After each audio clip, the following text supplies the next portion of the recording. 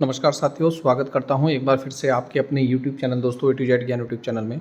लगातार दोस्तों क्लासेस चल रही है आगामी आपके वीपीडीओ भर्ती के लिए, चाहे उत्तराखंड पुलिस कांस्टेबल हो, चाहे आपके फॉरेस्ट गार्ड भर्ती हो।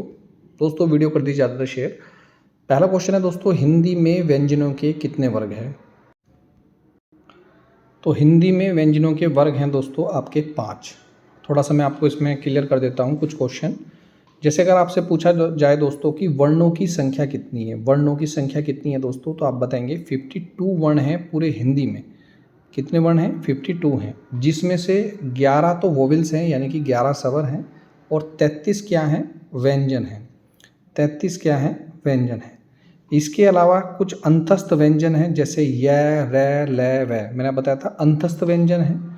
और कुछ और भी व्यंजन हैं जो जिसको बोलते हैं संयुक्त व्यंजन, जो 4 हैं। संयुक्त व्यंजन कितने हैं? 4 हैं। और आगत व्यंजन कितने हैं? 2 हैं। पार्श्विक व्यंजन कितने हैं? 1 है, वो है ल। लुंठित व्यंजन कितने हैं? 1 है, वो है र। अर्धस्वर कितने हैं? अर्धस्वर अगर आपसे पूछा जाए, ना तो वो स्वर है ना वो व्यंजन है, अर्धस्वर बोलते हैं, वो है बोलते हैं य और व को। तो बहुत सारे क्वेश्चन मैंने बता दिए, इस रिलेटेड क्वेश्चन आते हैं। नेक्स्ट क्वेश्चन है, श्री राम ने बाण से बाली को मारा। इस वाक्य में बाण में कौन सा कारक है? बाण में देखिए, आपने पढ़ा होगा कर्ता ने कर्म को कर्ण से, अगर से आए, देखिए इसमें भी से आएगा। कर्ता ने कर्म को कर्ण से और अपादान से, दोनों में से है। इस कर्ण में और इस अपादान में क्या डिफरेंस है? देखिए मैं 4-5 क्वेश्चन बता रहा हूँ, आई थिंक आपके क्लियर हो जाएंगे। अगर मैं कहूँ बिल्ली छत से कूद गई, देखो इसमें भी 6 से आया। अगर मैं कहूँ पेड़ से पत्ते गिर गए, इसमें भी से आया। मैं कहूँ कि बर्तन से दूध निकल गया, इसमें भी से आया। जब कोई से आए यानी कि कोई चीज़ किसी से अगर अलग हो रही है, पहले पेड़ से पत्ते गिरे, बर्तन से, ठीक है, तो उसे बोलते हैं दोस्तों अपादान कारक। जैसे नेत्रहीन, नेत्र से हीन, तो ये अपादान कारक हो जाएगा। और बाकी वाला से वाला बचता है करण कारक। तो option number C is right answer. शुद्ध शब्द कौन सा है? सच्चिदानंद। बहुत अच्छा क्वेश्चन है। देखिए सच्चिदानंद, ये ध्यान रखिए, सच्चिदानंद। दोहा के ठीक विपरीत छंद को क्या कहते हैं? देखिए दोस्तों, दोहा के विपरीत छंद को कहते हैं आपका सोरठा। आपको कुछ पता होना चाहिए किसमें कितनी मात्राएं होती हैं। जैसे दोहे में 16 मात्राएं होती हैं, ठीक है, 16 मात्राएं होती हैं जी, और 4 चरण होते हैं और सम छंद होते हैं, ठीक है। इस प्रकार जैसे और भी छंद हैं, जैसे अगर मैं आपको बताऊं रोला, रोला में कितनी मात्राएं होती हैं अगर आपसे पूछा जाए तो आप कहेंगे सर 24 मात्राएं होती हैं। देखिए उंगली पर रट लीजिए। चौपाई है, चौपाई में कितनी मात्रा होती हैं तो आप कहेंगे सर 16 मात्राएं होती हैं। अच्छा बरवे, बरवे में कितनी मात्राएं होती है? मेरे दिमाग से निकल रहा है, कमेंट करके बताइए। सोरठा, सोरठा, सोरठा में भी कितनी मात्राएं होती हैं दोस्तों? कमेंट करके बताइए। अब कुछ चीज़ें दिमाग से निकल जाती हैं, तो खैर फिलहाल इतना याद करिए। नेक्स्ट दोस्तों, अलंकार के मुख्य भेद कितने हैं? कितने प्रकार के अलंकार होते हैं? तो आप कहेंगे सिर्फ 2 ही मुख्य भेद, 2 ही हैं अलंकार के ना। कौन कौन से अगर आपसे मुख्य भेद पूछे? एक होते हैं दोस्तों मात्रिक छंद और एक होते हैं आपके वर्णिक छंद। मुख्य रूप से तो 2 ही है, बाकी एक तीसरे छंद भी हैं जिसका नाम है मुक्त छंद। तो मुख्य रूप से तो 2 ही हैं। अंधे की लाठी मुहावरे का क्या है अर्थ है? तो अंधे की लाठी का तो आप बता सकते हैं, फटाफट बताइए। एकमात्र सारा। क्वेश्चन नंबर 7, कौन सी जातिवाचक संज्ञा है? देखिए संज्ञा 3 प्रकार की, अगर आपसे पूछा जाए संज्ञा कितने प्रकार की है? 3 प्रकार की है। और अर्थ के आधार पर संज्ञा कितने प्रकार की है? तो आप बताएंगे 5 प्रकार की है। वो पूछ रहा है कि जातिवाचक संज्ञा बताइए जिसमें पूरी जात का बोध हो, तो वो है होगा दोस्तों आपका मनुष्य। राम क्यों नहीं होगा? मैंने कहा राम को बुलाकर लाओ, तो आप राम को तो बुलाकर लाओगे, तो उसमें तो हमें पता चल रहा है कि पर्सनल व्यक्ति है, पर्टिकुलर व्यक्ति है राम, यानी कि ये हो गया व्यक्तिवाचक। नर्मता और बुढ़ापा क्यों नहीं है सर? क्योंकि ये हो गए भाववाचक, ये भाव है। बुढ़ापा, नर्मता, ईमानदारी, मिठास, गर्मी, सर्दी, ये सब हो गई भाववाचक संज्ञा। क्वेश्चन नंबर 8 है, जो कम बोलता है उसके लिए एक शब्द होगा? बिल्कुल, जो कम बोलता है उसे बोलते हैं अल्पभाषी। जो झूठा बोलता है उसे बोलते हैं मितभाषी। जो कम ज्ञान रखता है उसे बोलते हैं अल्पज्ञ, ठीक है। कृपया जाएं, यह कौन सा वाक्य है? मैंने उस दिन भी बताया था, वाक्य 8 प्रकार के होते हैं। और कृपया जाइए, कृपया जाएं, तो इस वाक्य में आपको क्या लग रहा होगा? अनुरोध कर रहा होगा, कृपया जाएं, क्योंकि कृपया लग गया ना। अगर कहता जाएं तो यानी कि आपको आज्ञा दी जा रही है, आप जाइए, आज्ञावाचक। लेकिन यहाँ पर कृपया लगा दिया तो उसने अनुरोध कर रहा, अनुरोधवाचक है, रिक्वेस्ट कर रहा है। उत्तराखंड की द्वितीय राजभाषा कौन सी है अगर आपसे पूछा जाए तो आप कहेंगे संस्कृत, जो सभी भाषाओं की जननी है भाषा है। एक क्वेश्चन आता है कि संस्कृत के नज़दीक भाषा कौन सी है। संस्कृत के नज़दीकी भाषा है पाली। कौन सी बताएंगे? पाली। अच्छा, भाषाओं का क्रम बताइए अगर आपसे पूछा जाए तो पहले हो गई संस्कृत, फिर हो गई पाली, फिर हो गई प्राकृत, फिर हो गई अपभ्रंश, फिर हो गई अवहट, फिर हो गई आपकी खड़ी बोली, सॉरी हिंदी, और फिर हो गई आपकी खड़ी बोली। तो ये भाषा का क्रम है। तो उत्तराखंड की दूसरी राजभाषा कौन सी है? कहेंगे संस्कृत है। क्वेश्चन नंबर 11 है, सम्मिलित करना है, आपको बताना है। देखिए, महादेवी वर्मा का याम्मा के लिए उनको ज्ञानपीठ पुरस्कार मिला 1982 में। ठीक है, जयशंकर प्रसाद का हो जाएगा बीजक, और कबीरदास जी का तो आपको याद ही होगा। ठीक है दोस्तों, नहीं गलत हो रहा, जयशंकर प्रसाद का हो जाएगा कामयानी। ठीक है, कबीरदास जी का हो जाएगा रामचरित ये बीजक, कबीर का हो जाएगा बीजक, और तुलसीदास जी का हो जाएगा रामचरित मानस। तो option number A is right answer. पीने की इच्छा के लिए एक शब्द बताइए। पीने की इच्छा, कभी कभी दोस्तों हमारे माइंड से भी कुछ क्वेश्चन गलत हो जाते हैं, उसके लिए माफ़ी चाहूँगा, लेकिन आप कमेंट करके बता सकते हैं, कभी जल्दबाजी में हो जाते हैं ना। तो पीने की इच्छा के लिए दोस्तों पिपासा, option number D is right answer. संगतकार कविता के कवि कौन है? संगतकार अगर आपसे पूछा जाए तो भैया संगतकार कविता के कवि हैं मंगलेश डबराल। इतनी सारी प्लेलिस्ट देखने को मिलेगी आपको पूरे यूट्यूब चैनल में, शायद ही कहीं देखने को मिले। लगातार क्लासेस चल रही है, डेली 1-2 क्लास तो डेली चल रही है। आपको पेड क्लासेस भी मिल सकती है, चाहे आप नोट्स भी परचेज कर सकते हैं, फुल पैकेज मिलेगा।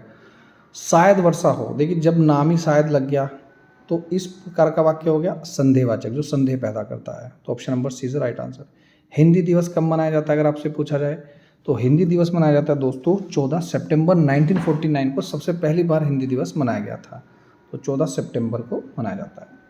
फूल देव त्योहार मनाया जाता है अगर आपसे पूछा जाए, बिल्कुल, तो चैत्र मास की संक्रांति को मनाया जाता है फूलदेही त्योहार। ध्यान रखिएगा, हिंदुओं के जो त्यौहार है ना, वो जो भारत के महीने हैं भारत के, तो वो सबसे पहले चैत्र का महीना है, और सबसे लास्ट का महीना कौन सा है? फाल्गुन का। याद रखिएगा, पेपर में ये भी आ जाते हैं। हिंदी भाषा की लिपि कौन सी अगर आपसे पूछा जाए? हिंदी भाषा की लिपि है दोस्तों देवनागरी लिपि है। दिग्गज शब्द में कौन सी शब्द संधि है अगर आपसे दिग्गज पूछा जाए तो दिग्गज में है दोस्तों व्यंजन संधि, क्योंकि जो ग है वो क में कन्वर्ट हो जाएगा, दिक प्लस गज। ध्यान रखिएगा। कौन सा शब्द वर्तनी की दृष्टि से शुद्ध है? वर्तनी की दृष्टि से शुद्ध बताना है आपको, फटाफट बताइए, फटाफट बताइए, वर्तनी की दृष्टि से कौन सा शब्द शुद्ध शब्द है? बिल्कुल 19वें का जो हो जाएगा option number C is right answer हो जाएगा, 19वें का सी। सर्जन का सही विलोम शब्द का करिए। सर्जन, सर्जन का मतलब होता है जुड़ना, जोड़ना, तो इसका हो जाएगा विनाश, नष्ट करना एक तरीके से। तो option number A is right answer. Question number 21, अग्नि शब्द का तद्भव होगा, क्या बोलते हैं हम अग्नि के लिए? आग ही तो बोलते हैं, बिल्कुल। तो तद्भव है जिसका बिगाड़ उत्पन्न हो जाए, जो नॉर्मली हम भाषा में बोलते हैं। मछली के समान आंखों वाली उसे बोलते हैं भाई मीनाक्षी। मर्गनियन जिसके आंखों के समान क्या है? मर्ग है, मीनाक्षी हो जाएगा। आई थिंक इसका आंसर 22वें का सी इज राइट आंसर। अनुप्रास क्या है? अभी तो पढ़ा है। अनुप्रास अलंकार जहाँ पर व्यंजनों की आवृत्ति बार बार हो तो वो शब्द अलंकार है। और शब्द अलंकार मैंने बताए थे 5 प्रकार के होते हैं। अर्थ अलंकार होते हैं जिसमें अर्थ के आधार पर, जैसे कि आपका यमक अलंकार, उपमा अलंकार, वो है। 24वां वह जमीन जिसमें कुछ भी पैदा ना हो, उसके लिए कौन सा होगा एक शब्द? तो आप बता सकते हैं, राइट आंसर इज बी, ऊसर बोलते हैं जिसमें कुछ भी पैदा नहीं होता। ठीक है। प्रत्येक शब्द का सही संधि विच्छेद क्या होगा? तो ये यण संधि होगी, और प्रति प्लस एक इसका सही आंसर होगा, ये होगा option number C is right answer. मैं संधि के बारे में 2-4 क्वेश्चन बता दूं दोस्तों। देखिए, संधि जो होती है 2 स्वर का मेल होती है।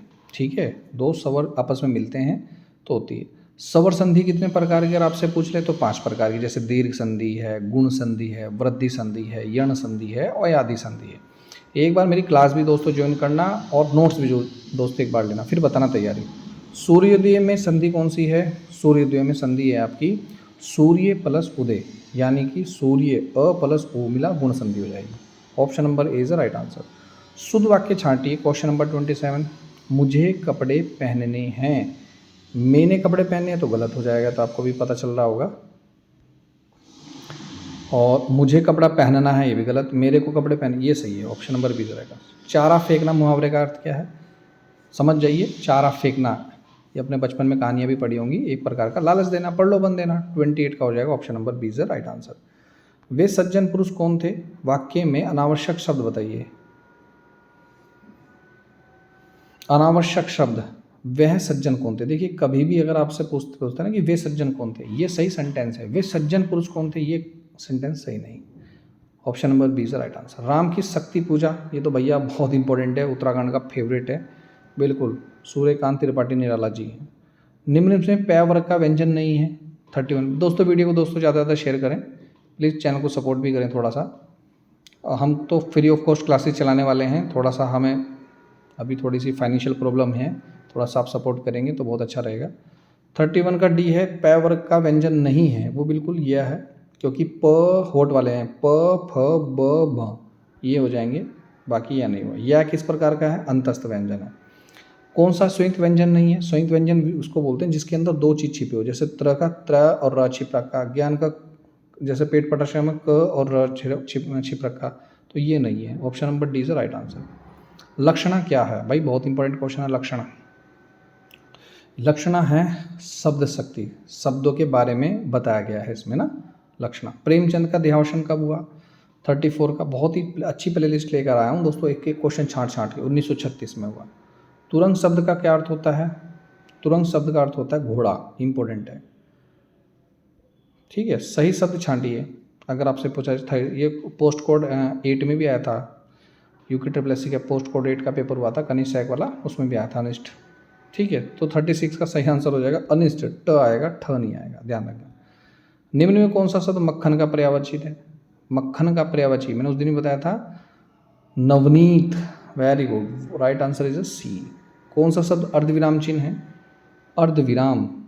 देखिए मैंने बताया ना चिन्ह कितने प्रकार के होते हैं, तो हिंदी में अलग अलग प्रकार के चिन्ह हैं, लेकिन जो चिन्ह हैं श्री कामता प्रसाद गुरु जी के अनुसार वो 20 प्रकार के चिन्ह हैं। जैसे प्रश्नवाचक चिन्ह आप जानते ही है, थोड़ा सा मैं बता दूँ, प्रश्नवाचक चिन्ह हो गया। अगर मैं आपको कहूँ पूर्ण विराम, ये हो गया, ये अल्प विराम हो गया, अर्धविराम कौन सा होगा, ये option number D is right answer. Hindi भाषा की लिपि कौन सी है, अभी तो बताया, देवनागरी लिपि है हिंदी भाषा की लिपि। दोहे की दूसरी और चौथी पंक्ति में मात्राओं की संख्या कितनी है, मैंने बताया था, फटाफट बताइए अगर पता है तो। बिल्कुल 11 मात्राएं होती हैं। दोहे की दूसरी और चौथी पंक्ति में मात्राएं गिने तो कितनी होती है, 11 होती है। इन्हें रट लीजिए, बहुत इंपॉर्टेंट क्वेश्चन है। तो वीडियो कैसी लगी दोस्तों, कमेंट करके जरूर बताएं। इस तरह की दोस्तों हम वीडियो लाते रहेंगे, चाहे वो जीके की क्लास हो, चाहे रीजनिंग की क्लास हो। थोड़ा चैनल को सपोर्ट कर दें। मिलता हूँ नेक्स्ट वीडियो में। वीडियो देखने दोस्तों धन्यवाद। जय हिंद, जय उत्तराखंड।